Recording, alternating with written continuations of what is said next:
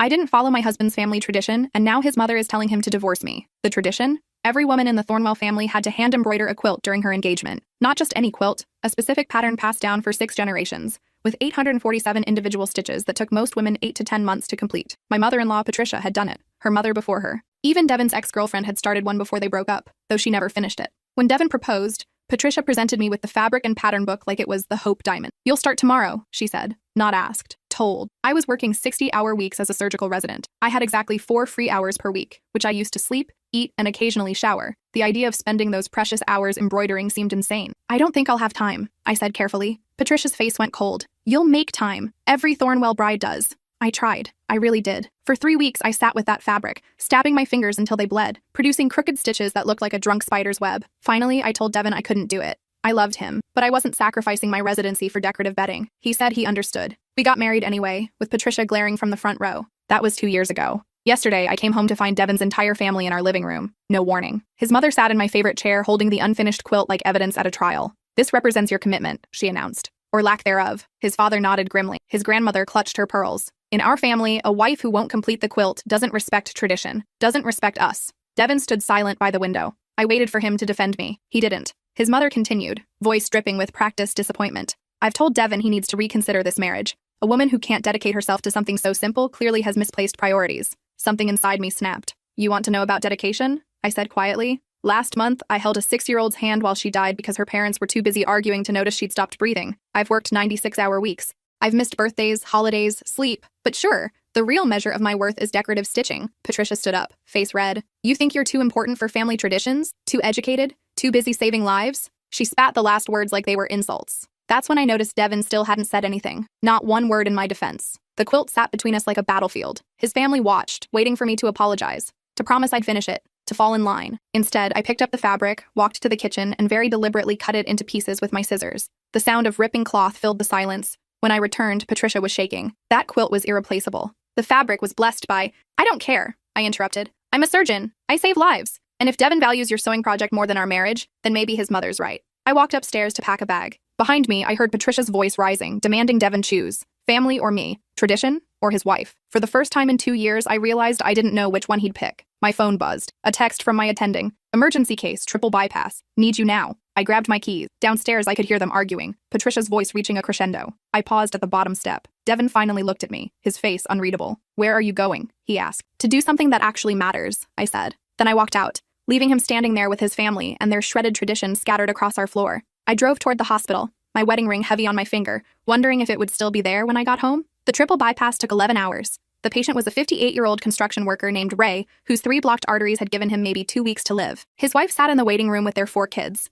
youngest barely 7. I scrubbed in at 11:47 p.m. and didn't leave the OR until almost noon the next day. Dr. Chen, my attending, let me take the lead on the mammary artery graft. My hands were steady even though I'd been awake for 31 hours straight, even though my marriage might be ending, even though somewhere across town my husband was choosing between me and a piece of fabric. None of that mattered when I had a scalpel in my hand. Ray's heart was a mess. Years of smoking, poor diet, and untreated hypertension had turned it into a ticking bomb. But we bypassed all 3 blockages, restored blood flow, and closed him up with minimal complications. When his heart started beating on its own again, strong and steady, I felt that familiar rush, the one that made everything else worth it. Dr. Chen clapped my shoulder as we stripped off our gloves. "Beautiful work, Dr. Morrison. You have a gift." I thanked him, but my mind was already drifting. Morrison, my maiden name. I'd kept it professionally, but socially I was Dr. Thornwell now. Or was I? I checked my phone in the locker room. 17 missed calls, 12 from Devon, 5 from Patricia, 34 text messages I didn't have the energy to read. Then 1 from my best friend Rachel. "Are you okay? Devon called me looking for you, says it's urgent." I texted back, "Just finished surgery, patient stable, I'm fine." She replied immediately. That's not what I asked. I drove home at 1:00 p.m., still in my scrubs, smelling like antiseptic and exhaustion. Our driveway was empty.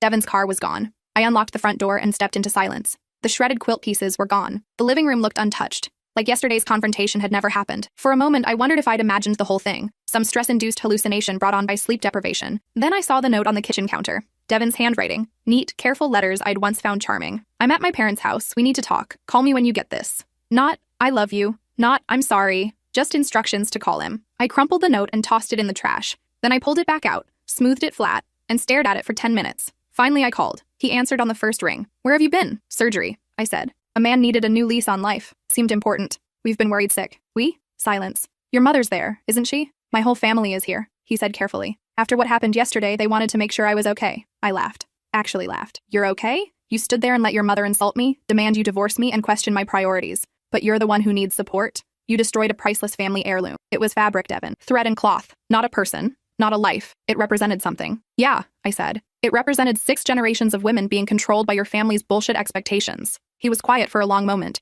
Then, Mom wants an apology. Of course she does. And she thinks you should pay to have it restored. There's a woman in Vermont who specializes in... I hung up. He called back immediately. I sent it to voicemail. He called again. I turned off my phone. Then I went upstairs, fell into bed, and slept for 14 hours straight. When I woke up, it was 3 a.m. The house was dark and empty. My stomach growled. I couldn't remember my last meal. I went downstairs and made scrambled eggs, eating them standing at the counter in the dim light from the stove hood. That's when I noticed my wedding photo on the fridge. Devin and me, 2 years ago, smiling like idiots, his arm around my waist, my head on his shoulder. Patricia visible in the background, lips pressed into a thin line. I took the photo down and shoved it in a drawer. My phone had 43 new notifications. I scrolled through them with clinical detachment. Devin, we need to talk about this like adults. Patricia, your behavior yesterday was unacceptable. Devin deserves better. Devin's father. Young lady, you owe this family an apology. His grandmother. In my day, a wife knew her place. His aunt. Devin's always been too soft. Time someone put their foot down. His cousin. LOL, your meltdown is legendary. Mom won't stop talking about it. Only one message mattered. From Rachel. Whenever you're ready to talk, I'm here. I texted her back. Coffee tomorrow? 8 a.m.?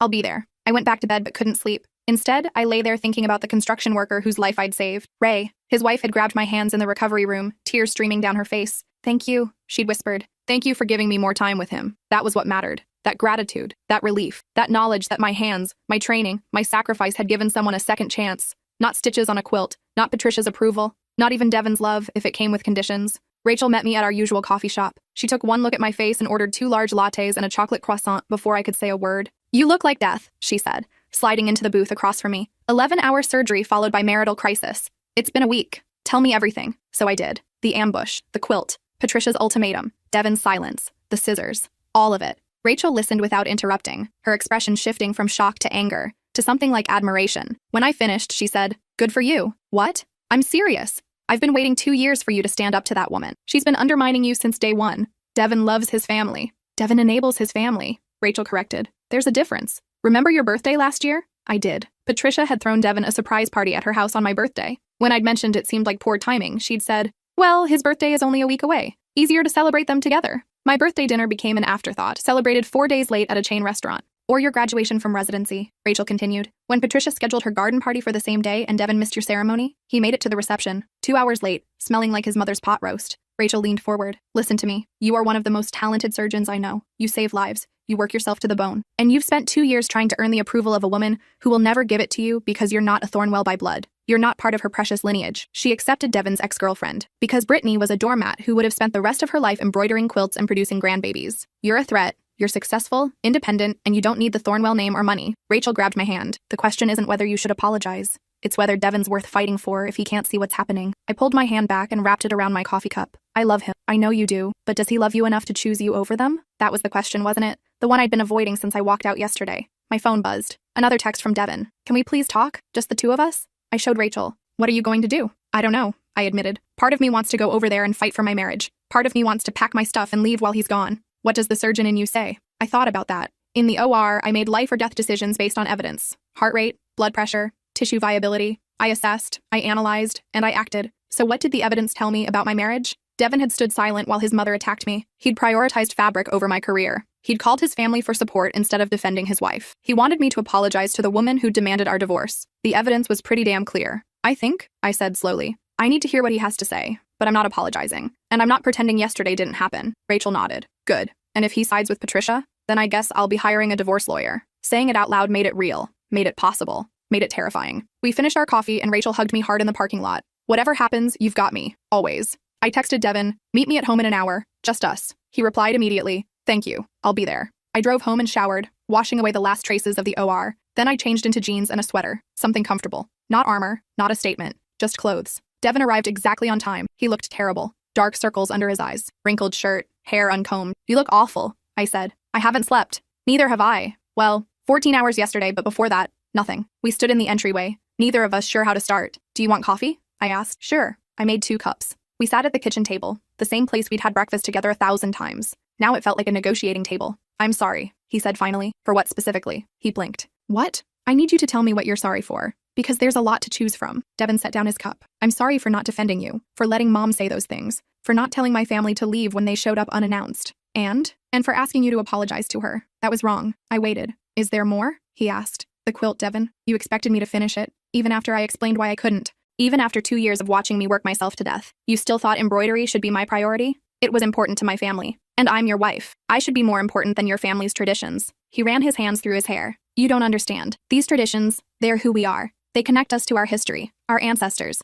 The quilt is about belonging. No, I said. It's about control. It's about making sure every woman who marries into your family knows her place. Knows she's not really a Thornwell until she's proven herself through subservience. That's not fair, isn't it? Your mother literally told you to divorce me because I wouldn't sew. Think about that. Actually think about it. What kind of family values fabric over love? Devin looked away. She was upset. She didn't mean it. She absolutely meant it. And you know what the worst part is? You had to think about it. When she demanded you choose, you actually had to consider whether your mother's approval was worth more than your marriage. That's not true. Then why didn't you defend me immediately? Why didn't you kick them out of our house? Why did you call them for support instead of calling me? Silence. Because, I continued, you've spent your whole life being a good Thornwell son, following the rules, making Mom happy. And when she told you I wasn't good enough, part of you believed her. I don't think you're not good enough, he said, but his voice lacked conviction. Then prove it. Tell your mother she was wrong. Tell her you won't tolerate her disrespecting me. Tell her our marriage isn't up for negotiation. I can't just... Yes, you can. You choose to enable her. You choose to put her feelings above mine. You choose tradition over partnership. Devin stood up abruptly. So what? I'm just supposed to cut off my family?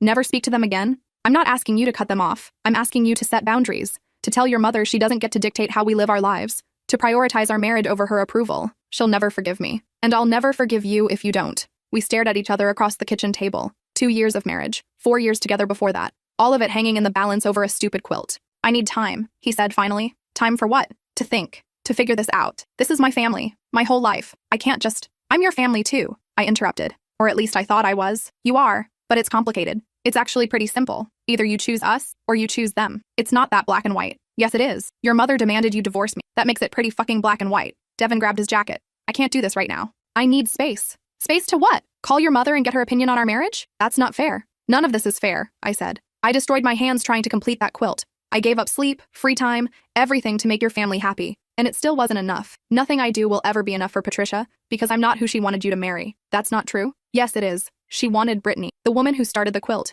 and actually enjoyed it. Who would have given you 3 kids by now and spent her days volunteering for the Historical Society? Instead, you married a surgeon who saves lives instead of embroidering pillows. And your mother will never forgive you for that choice. Devin's hand was on the doorknob. I need a few days to clear my head. Where are you going? My parents' house. Of course he was. Fine, I said. Take all the time you need, but understand something, Devin. I'm not waiting forever. I'm not going to spend the next 30 years begging for your mother's approval. Either you're my husband, or you're Patricia's son. You can't be both. He left without another word. I sat at the kitchen table for 2 hours after he drove away. Then I went to the hospital for my shift. Work was the only thing that made sense anymore. The next 3 days passed in a blur of surgeries and consults. I threw myself into every case with single-minded focus. A 72-year-old woman with a faulty valve. A teenager with a congenital defect. An emergency bypass on a diabetic patient who'd ignored his symptoms for months. I didn't think about Devin. Didn't check my phone except for hospital calls. Didn't let myself feel anything except the steady concentration required to hold a human heart in my hands. On the 4th day, Dr. Chen called me into his office. Sit down, he said. I sat, wondering if I'd screwed up a procedure,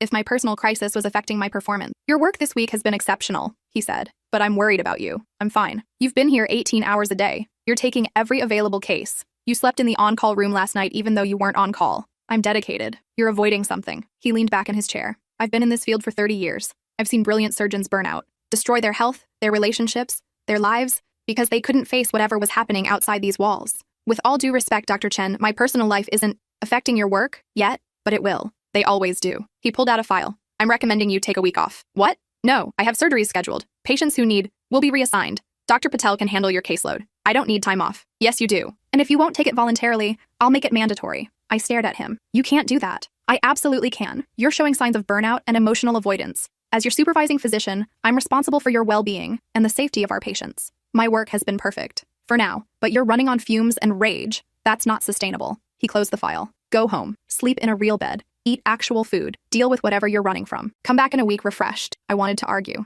To insist I was fine. But he was right and we both knew it. 1 week, I said. 1 week, starting now. I cleaned out my locker and drove home, arriving at 2 p.m. on a Thursday. The house was still empty, still silent, still a monument to a marriage that might be over. I checked my phone. Devin had texted twice. Monday. Still processing everything. Hope you're okay. Wednesday. Can I come by this weekend to get some clothes? Not, I miss you. Not, I love you. Not, I'm fighting for us. Just logistics. I texted back, I'm off work for a week. Come by whenever. He replied, Saturday morning, okay? Fine. I spent the next 2 days cleaning the house, scrubbing floors, organizing closets, throwing away expired food and ancient condiments. Physical work that exhausted my body and numbed my mind. Friday night, Rachel came over with wine and Thai food. You're off work for a whole week and you spent it cleaning? She looked around at the spotless kitchen. This is either therapeutic or concerning. Therapeutic, I lied. Bullshit, you're spiraling. I'm coping. You're avoiding. She poured 2 generous glasses of wine. Has Devin made a decision yet? He's coming tomorrow to get clothes. I assume that means he's chosen Patricia. You don't know that. He's been at his parents' house for 4 days. That pretty much says everything. Rachel was quiet for a moment. What are you going to do if he asks for a divorce? Sign the papers, I said. I'm not fighting for someone who won't fight for me. And if he wants to work things out, that was harder to answer. Then he needs to set real boundaries. Not promises, not good intentions. Actual, enforceable boundaries with consequences. Such as, no more family ambushes. No more Patricia disrespecting me. No more choosing their approval over our marriage. That's reasonable. It's also probably impossible. Devin's been programmed since birth to prioritize family above everything else. I don't think he's capable of change. People surprise you sometimes. Yeah, I said. Usually not in good ways. We drank wine and ate pad thai and watched terrible reality TV until midnight. Then Rachel hugged me goodbye and made me promise to call her after Devin's visit. Saturday morning, I woke up at 6 a.m. despite having nowhere to be. Old habits from residency. I made coffee and sat at the kitchen table waiting. Devin arrived at 9 a.m. sharp. He knocked on his own front door. I let him in. Hey, he said. Hey. We stood there awkwardly. Strangers in our own home. I'll just grab some clothes, he said. Won't take long. Take your time. He went upstairs. I heard drawers opening and closing, the sound of a suitcase zipper. When he came back down 20 minutes later, he was carrying 2 large duffel bags. Is that everything you need? I asked. For now. For now. Not, I'm coming back. Not, this is temporary. Just for now. Listen, he said, setting the bags down. I've been thinking. A lot. About us. About everything. Here it comes, I thought. The divorce speech. And I realize I've been unfair to you, expecting you to fit into my family's expectations without considering what you needed, what you sacrificed. I waited, but I also think you've been unfair to me, refusing to even try with the quilt, cutting it up instead of just talking to me first, embarrassing me in front of my entire family. Embarrassing you? They were humiliated. My mother cried for 2 days straight. Your mother demanded our divorce. I think her tears are a bit performative. See, that's what I mean. You're always so dismissive of my family. Like their feelings don't matter. Their feelings matter, but not more than mine, not more than our marriage. Everything's always about the marriage with you. About us against them. Why can't it be all of us together? I laughed. Actually laughed. You really don't see it, do you? Your family doesn't want me. They've made that clear from day one. The quilt was just the latest test I was designed to fail. That's paranoid. Is it? Tell me one time your mother has genuinely supported me. One time she's celebrated my accomplishments. One time she's chosen my side over hers. Devin was silent. Exactly. Because it's never happened. And it never will. To Patricia, I'm the woman who stole her son. The surgeon who thinks she's too good for Thornwell traditions. She's my mother. Devin interrupted. I can't just cut her out of my life. No one's asking you to. I'm asking you to establish boundaries, to tell her she can't disrespect your wife, she's not disrespecting you. She's trying to preserve our family's heritage. By demanding you divorce me, she was upset. People say things when they're upset. And you believe her? You think she didn't mean it? Devin picked up his bags. I think you're making this harder than it needs to be. If you'd just apologize, just show some humility and respect for what the quilt means. I'm not apologizing. Of course not, because Dr. Morrison is too important to admit when she's wrong. I'm not wrong. I'm a surgeon. I save lives. And I refuse to apologize for prioritizing that over embroidery. It's not about the quilt anymore. It's about you refusing to compromise, to be part of a family. I tried to be part of your family. For 2 years, I smiled and nodded while your mother criticized everything about me. My job, my clothes, my inability to produce grandchildren on her timeline. I bit my tongue during family dinners where I wasn't allowed to speak unless spoken to. I endured holidays where Patricia made it clear I was an outsider. I moved closer. The quilt was the final straw, not because of the stitching, because of what it represented. Submission, proof that I'd been broken and molded into a proper Thornwell wife. That's not what it represents. Then what does it represent, Devin? Tell me, because from where I'm standing, it's a test of obedience. And I failed, and your mother wants me gone because of it. He didn't answer, just stood there holding his bags, looking at the floor. You're not going to choose me, are you? I said quietly. It's not about choosing. Yes, it is. It's always been about choosing, and you've chosen them. I need my family. You have a family, right here, or you did. Devin headed for the door. Maybe we both need more time, space to think without arguing. I don't need space. I need a husband who values me, who defends me, who doesn't require his mother's permission to love his wife. He opened the door. I'll be in touch. Then he was gone. I stood in the entryway for a long time after his car pulled away. Then I went upstairs to our bedroom. Our bed was made. His side looked untouched. I lay down on top of the covers, fully dressed, and stared at the ceiling. My phone rang. Rachel. Well? She asked. He left, with 2 bags of clothes and zero intention of fighting for us. I'm sorry. Yeah, me too. You want me to come over? No. I think I need to be alone for a bit. Call me if you change your mind. I hung up and closed my eyes. Tried to sleep. Couldn't. My mind kept replaying the conversation, looking for the moment where I could have said something different. done something better, saved my marriage, but the truth was, there was no saving it.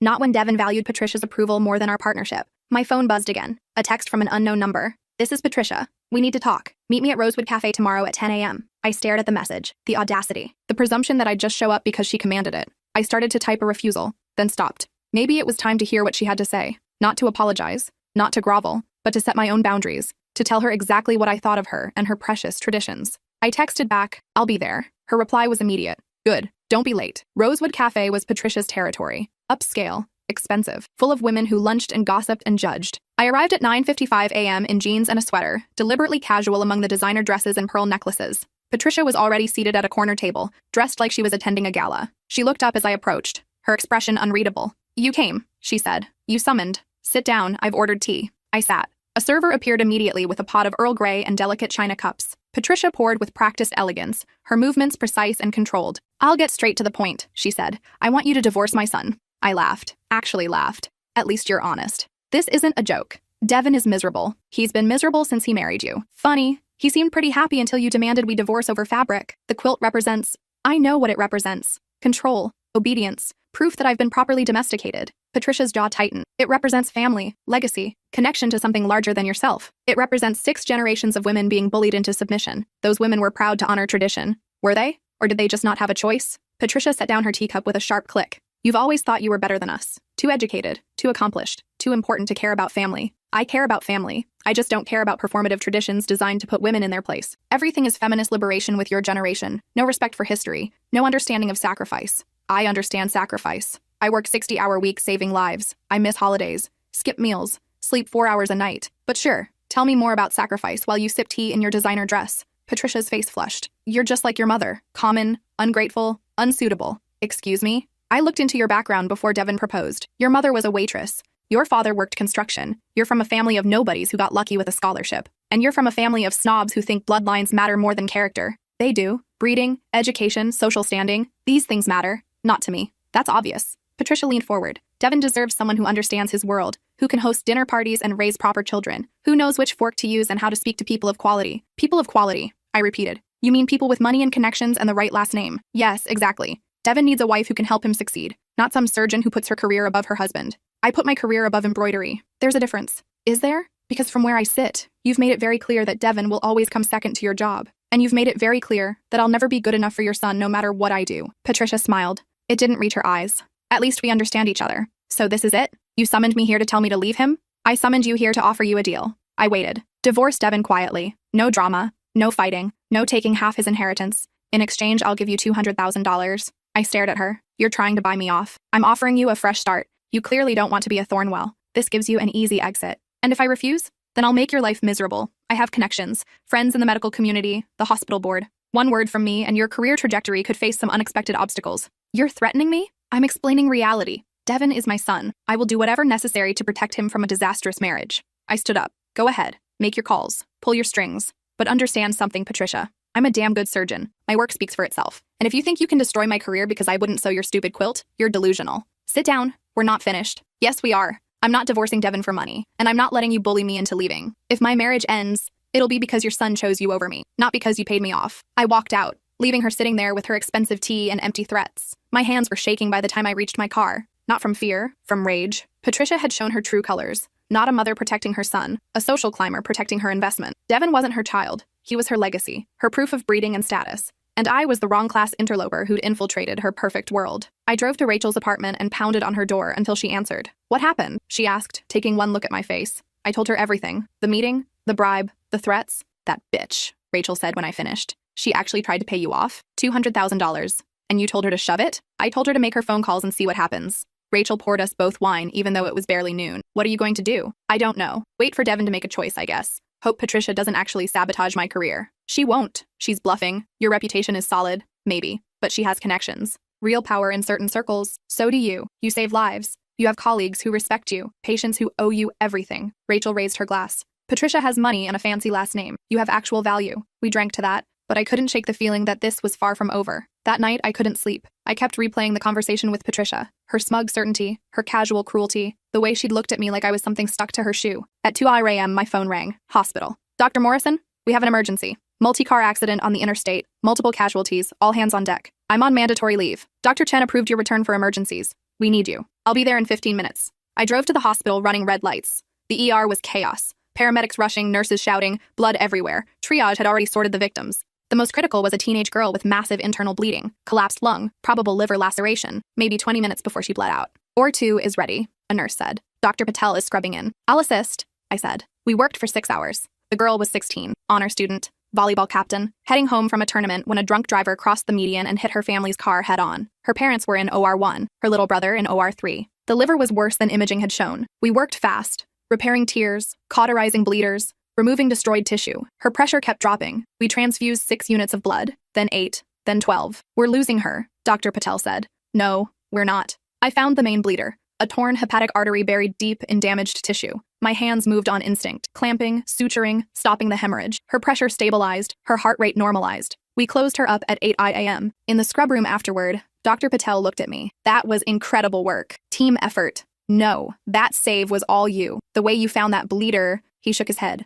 Most surgeons would have given up. I don't give up. I checked on the girl in recovery. Still sedated, still critical, but alive. Her parents had both survived. Minor injuries. Her brother had a broken arm and concussion. All 4 would go home eventually, because we'd done our jobs. Because our hands had held steady. Because nothing else mattered when someone's life was at stake. I was leaving the hospital when I ran into Dr. Chen. I thought you were on leave, he said. Emergency recall. The girl with the liver laceration. I heard it was touch and go. She'll make it, because of you. He studied my face. How are you doing? Really? I'm okay. Better, actually. Weird how saving a life puts everything in perspective. That's why we do this job. He paused. I got a strange call yesterday, from Patricia Thornwell. My stomach dropped. What did she want? To express concerns about your emotional stability. Said you'd been under tremendous stress. Suggested perhaps you needed extended leave. I'm fine. I know you are. I've supervised you for 3 years. I know your work, your character, your competence. He met my eyes. I told Mrs. Thornwell that your professional performance has been exemplary, and any decisions regarding your schedule would be made based on medical assessment, not outside influence.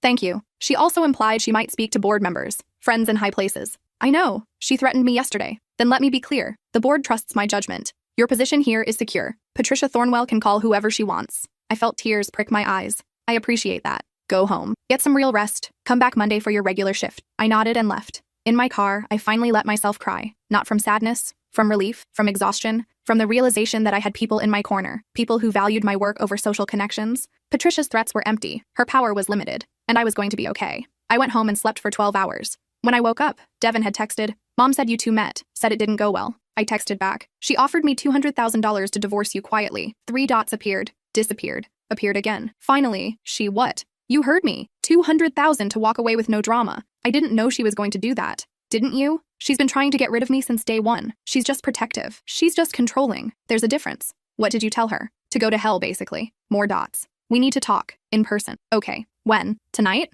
I can come by after work. Fine. I spent the day cleaning again. Anxious energy needing an outlet. By 6 p.m., the house was spotless and I was exhausted. Devin arrived at 7 p.m. He looked different. Thinner. Older. Tired. Hey, he said. Hey. We sat in the living room this time. Not the kitchen. Neutral territory. I confronted my mother about the bribe, he said. She admitted it. Said she was trying to help. To give you an easy out since you clearly don't want to be part of our family. And what did you say? I told her she had no right. That our marriage is our business. Did you? Or did you say, Mom, I wish you hadn't done that? And then let her justify it. He looked away. She thinks she's protecting me? From what? A wife who loves you? Who works hard and contributes to society? From a wife who destroyed a priceless family heirloom and refuses to apologize. There it was. The real issue. Not the bribe. Not Patricia's interference. The damn quilt. I can't believe we're still talking about this, I said. Because you won't acknowledge what you did was wrong. It wasn't wrong. It was necessary. Your mother ambushed me. Insulted my career. Demanded you divorce me. I reacted. By destroying something irreplaceable. It was fabric. It was history. 6 generations of women being controlled by your family's expectations. I know. You've said. Devin stood up and paced. Why can't you just say you're sorry? Just humble yourself for 1 second and admit you overreacted. Because I didn't overreact. I reacted appropriately to being attacked in my own home. My family isn't attacking you. They're trying to include you, to make you part of our traditions. By demanding I prove myself through embroidery. Yes. Is that so terrible? One tradition. One gesture of respect. I showed respect for 2 years. I attended every family dinner, every holiday gathering, every charity function. I smiled while your mother criticized my clothes, my career, my decision to wait on children. I bit my tongue when she rearranged our wedding because her preferences mattered more than mine. I tried to be a good Thornwell wife. But you won't do the one thing that actually matters. The quilt doesn't matter, Devin. Your mother's approval doesn't matter. What matters is that you're supposed to be my partner. My husband, the person who chooses me when everyone else is against me. I'm not against you. Then where have you been? Because it's been a week and you've spent it at your mother's house, accepting her version of events, believing her lies about me. She's not lying. She tried to bribe me to leave you. She threatened my career. She called me common and unsuitable. But sure, she's not lying. Devin sat back down, head in his hands. I don't know what to do. I love you, but I love my family too. Then choose. It's not that simple. Yes, it is. Either you set boundaries with your mother and commit to our marriage, or you don't. Either I'm your priority or she is. Why does it have to be one or the other? Because she made it that way. When she demanded you divorce me, when she offered me money to leave, when she made it clear I'll never be good enough, I moved closer to him. I'm done competing for your affection. Done begging for your defense. Done pretending Patricia will ever accept me. So what are you saying? I'm saying if you can't stand up to your mother, then maybe she's right. Maybe we should get divorced. The words hung in the air between us. Final. Irrevocable. Devin looked at me with tears in his eyes. You mean that? I do, because I deserve a partner who fights for me, who values me, who doesn't require his mother's permission to love his wife. I don't need her permission. Then prove it. Tomorrow. We're having dinner with your family. You're going to tell them they need to respect me, that you won't tolerate Patricia's interference, that our marriage isn't up for debate. I can't just, yes, you can. Or you can pack the rest of your things and move back into your childhood bedroom permanently. That's not fair. None of this is fair, but it's where we are. Devin stood up. I need to think. No more thinking, no more time, no more running to mommy for guidance. You decide right now, me or her. I can't. Then we're done. I walked to the front door and opened it. Goodbye, Devin. He stared at me, shocked. You're serious? Completely. Just like that? You're giving up on us? I'm not giving up. I'm refusing to fight a battle you won't help me win. I'm choosing my self-respect over your family's approval. I'm done. Devin walked to the door, paused. I love you. I love you too. But that's not enough anymore. He left. I closed the door and leaned against it,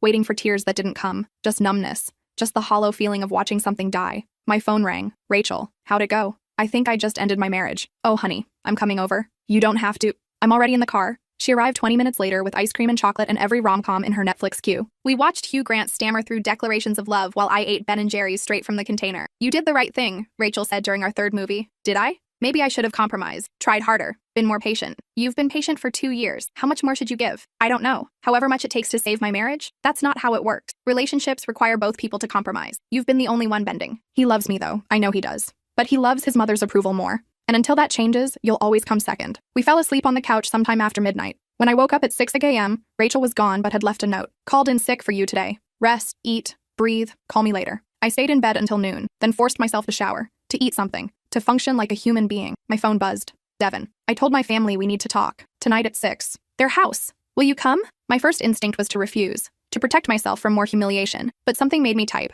I'll be there. Thank you. I spent the rest of the day preparing, not physically, mentally, building walls, expecting the worst, ready to hear that Devin had chosen them over me. At 5:45 p.m., I drove to the Thornwell estate. Massive house on 3 acres, pool, tennis court, guest house, everything Patricia loved to show off. Devin met me at the door. Thank you for coming. Is your whole family here? Just my parents and grandmother. Great. The holy trinity of judgment. We walked into the formal dining room. Patricia sat at the head of the table, regal as a queen, Devin's father beside her, expression unreadable. His grandmother in the corner, clutching her purse like I might steal it. Sit down, Patricia said. I sat. Devin sat beside me. His hand found mine under the table and squeezed. I'm glad we could all gather, Patricia began. There are some things that need to be said. Here it comes. The final ultimatum. But Devin spoke first. Actually, Mom, I have something to say. Patricia raised an eyebrow. Go ahead. Devin took a deep breath. I've spent the last week thinking about everything that's happened. The quilt, the fighting, your offer to pay her to leave. I was trying to help. You were trying to control my life, like you always do. Silence. Patricia's face went white. Devin, his father started.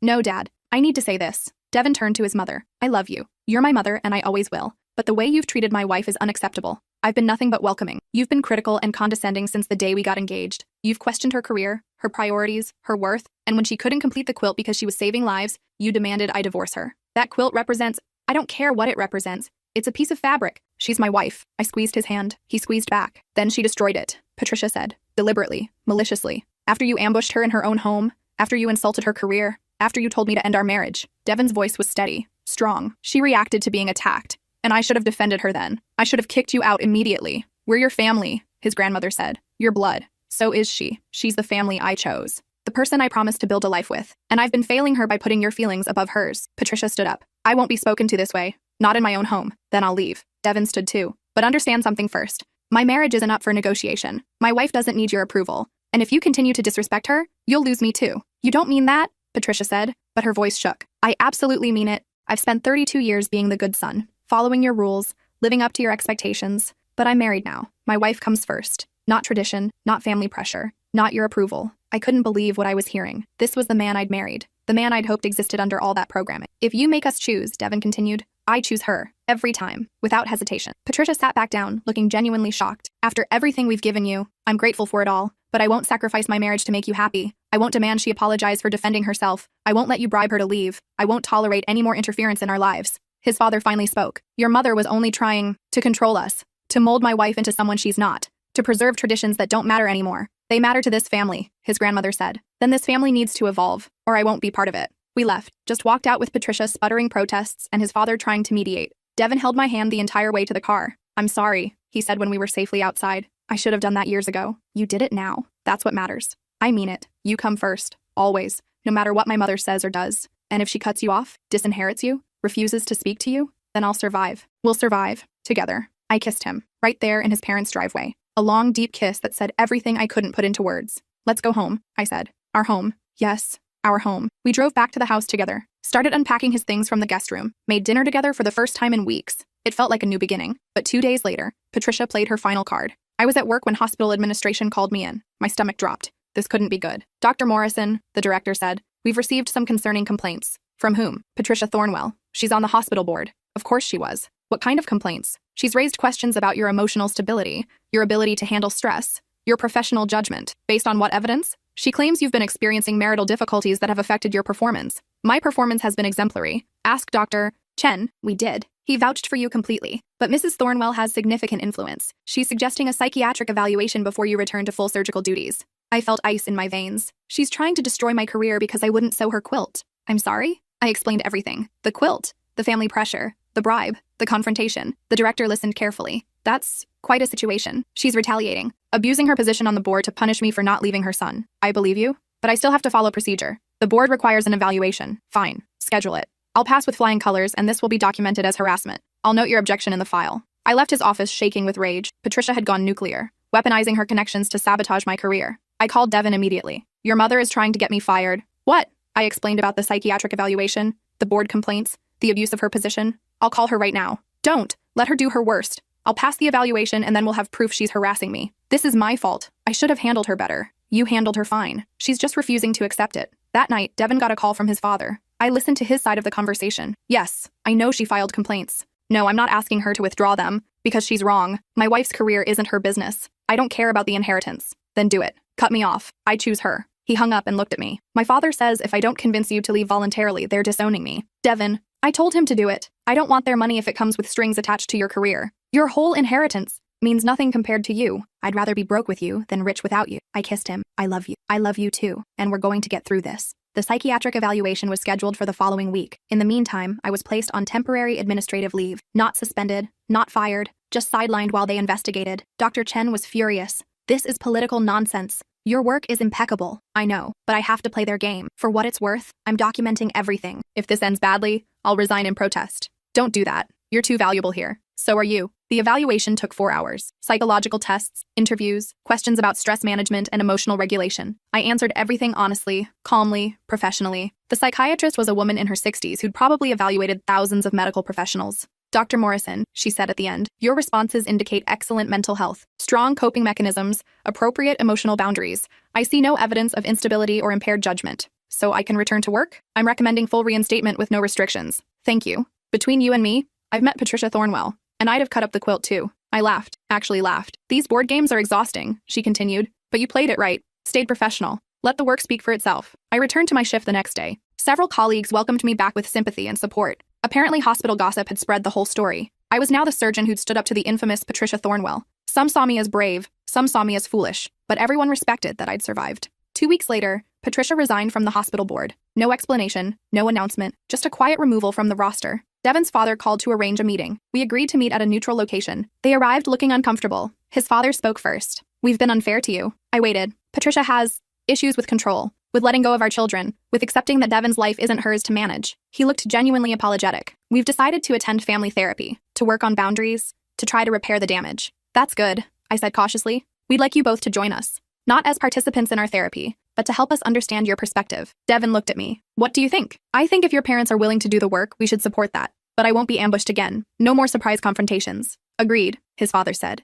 Everything will be scheduled in advance. with a therapist present. And the inheritance? I asked. Still yours? We were angry and said things we didn't mean. Devin shook his head. I don't want it if it comes with expectations. No expectations. Just the hope that someday we can be a real family. We agreed to try. The first therapy session was awkward. Patricia sat rigid, barely speaking. But by the third session, she was starting to open up. I was afraid of losing him, she admitted. Devin is my only son, my baby. And when he married someone so independent, so successful, I felt unnecessary. I never wanted to replace you, I said. I just wanted to be his partner. I know that now, but I saw you as a threat, someone who might take him away from the family. I only want to build a life with him. That doesn't mean excluding you. It took months, lots of sessions, lots of difficult conversations. But slowly, Patricia began to see me as a person rather than a threat. She apologized, really apologized, for the quilt demand, for the bribe, for the career sabotage. I was cruel, she said, and wrong. You're an exceptional person. You save lives. You love my son, and I should have celebrated that instead of trying to destroy it. Thank you, I said. We'd never be best friends,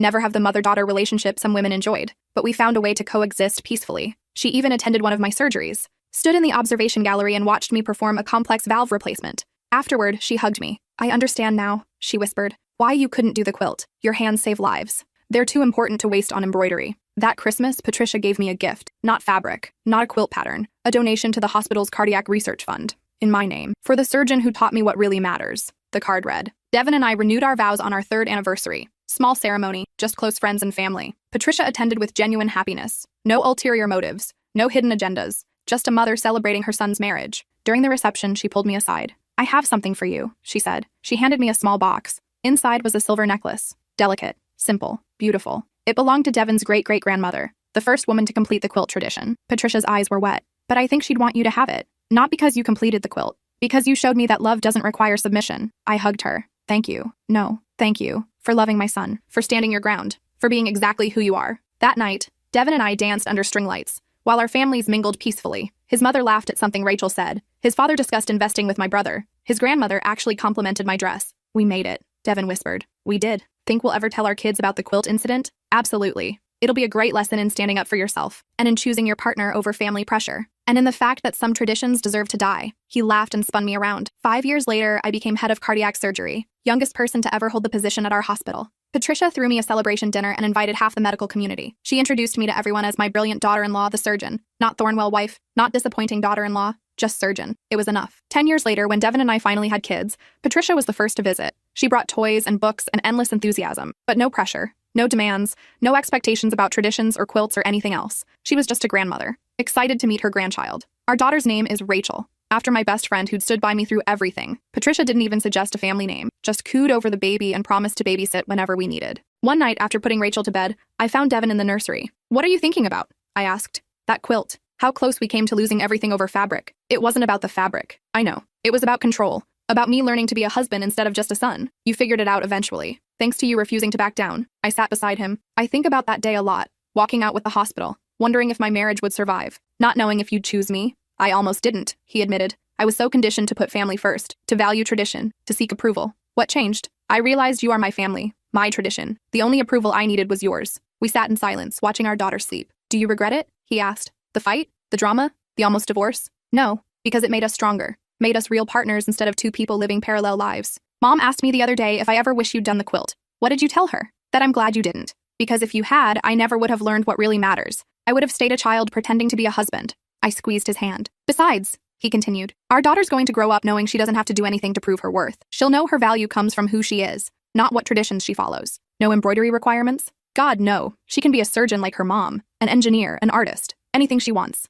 Even if she wants to be a quilter, he laughed. Especially if she wants to be a quilter, because it'll be her choice, not an obligation. Years later, when Rachel was 16, she asked about the quilt story. We told her everything, the pressure, the cutting, the near divorce, the reconciliation. So Grandma Patricia tried to make you do embroidery or she'd make Dad divorce you? She asked, incredulous. Essentially, yes. That's insane. It was a different time, Devin said diplomatically. It was 10 years ago, not the Middle Ages. I laughed. You're right. It was insane, but your grandmother has grown a lot since then. Still, I can't imagine being forced to do something like that to prove I'm worthy of being in a family. You'll never have to, I promised. Your worth isn't conditional, not on traditions, not on anyone's approval. You're valuable because you exist. She hugged me. Thanks, Mom, for standing up for yourself, for showing me I can do the same. That moment made everything worth it. The fights, the tears, the uncertainty. All of it had led to raising a daughter who knew her own value. Patricia passed away when Rachel was 20, cancer. Swift and merciless despite the best medical care. We were with her at the end, Devin holding one hand, me holding the other. "Thank you," she whispered in her final hours, "for teaching me what love really means." "Rest now," I said. "We've got it from here." She smiled and closed her eyes. At her funeral, dozens of women spoke about her charity work, her social contributions, her dedication to preserving history. They talked about the quilts she'd made, the traditions she'd upheld, the legacy she'd left. But when it was my turn to speak, I talked about the woman who'd learned to change, who'd admitted her mistakes, who'd chosen growth over pride. Patricia Thornwell was a formidable woman, I said. Strong-willed, opinionated, uncompromising in her beliefs, until she learned that real strength comes from flexibility. Real power comes from admitting when you're wrong. Real love means accepting people as they are, not as you want them to be. I looked at Devin, at Rachel, at the family we'd built despite the odds. She gave me the greatest gift, I continued. Not fabric or jewelry or money. She gave me the gift of seeing someone change, of watching pride transform into humility, of witnessing a mother learn that her son's happiness mattered more than her expectations. After the service, we went home, just the three of us. Devin opened a bottle of wine. Rachel made her grandmother's favorite cookies from the recipe Patricia had taught her. We sat together remembering, not the fights, not the drama, but the reconciliation, the growth, the family we'd become. "Do you think she was happy?" Rachel asked. "At the end? I think so," I said. "She got to see you grow up, got to make peace with us, got to understand that love doesn't require control." "I'm glad you cut up the quilt," Rachel said suddenly. We stared at her. "Really?" "Yeah, because if you hadn't, Grandma never would have learned. Dad never would have grown up, and I never would have seen what real marriage looks like." Devin and I looked at each other. "I guess something good came from it after all," he said. "More than something," I corrected. "Everything. Everything we are now started with that moment. When I chose myself, when you chose us, when we both decided that love means partnership, not submission." Rachel raised her glass. "To the quilt that never was." We toasted. To fabric that became a catalyst. To traditions that evolved. To families that grew. To love that survived. I thought about that 6-year-old I'd held while she died. The construction worker whose heart I'd saved. The teenage girl whose liver I'd repaired. All the lives I'd touched because I'd refused to sacrifice my calling for embroidery. Every patient mattered. Every surgery mattered. Every choice to prioritize my work over arbitrary traditions had led to someone getting a second chance. That was my legacy. Not a quilt with 847 stitches, but lives saved, hearts mended, futures restored, and a daughter who knew that her worth came from within, not from what she could do for others, not from traditions she upheld, but from simply being herself. That night, after Rachel went to bed, Devin and I sat on our porch watching the stars. "Do you ever wonder what would have happened if you'd finished the quilt?" he asked. "Sometimes. I think I would have resented you, resented your family, eventually resented medicine because I'd sacrificed so much for approval that never came. We would have divorced eventually, probably, once the resentment built up enough. So really, cutting it up saved our marriage. In the most dramatic way possible." He laughed. "Very on brand for you. Hey, I'm a surgeon. When I make a cut, I commit." We sat in comfortable silence. 15 years of marriage, 15 years of choosing each other, 15 years of building something real. "I'm glad you didn't follow the tradition," Devin said finally. "Me too. And I'm glad I finally chose you over them. You always did, eventually. You just needed time to realize it." He pulled me close. "No more time. No more choosing. You're my priority. Always have been. Always will be." I leaned against him, grateful for the journey, the fights, the growth, the love that had survived everything. Somewhere inside the house, I heard Rachel playing piano, a song Patricia had taught her, a connection to the woman who'd caused so much pain and eventually so much healing. Life was strange like that, full of contradictions and complications and people who could be both cruel and kind, both rigid and flexible, both wrong and willing to change. The quilt was gone, cut into pieces and thrown away years ago. But what it represented, the journey from control to acceptance, from tradition to evolution, from conditional to unconditional love, that remained. That was the real family heirloom. Not fabric, not stitches, but the knowledge that love required freedom, that marriage meant partnership, that family meant acceptance, not compliance. I'd save thousands more lives in my career, would become a mentor to young surgeons, would publish research and teach at conferences and push the boundaries of cardiac medicine. But none of that would matter as much as this moment, sitting on my porch with my husband, listening to my daughter play piano, knowing that we'd built something real through sheer determination and love. The quilt tradition died with Patricia. No one demanded it of Rachel. No one would demand it of her daughters if she chose to have children. The cycle was broken. The control was ended. And in its place was something better, something real, something earned through fire and choice and the refusal to submit. "I love you," Devin whispered. "I love you too." And that was all the tradition we needed.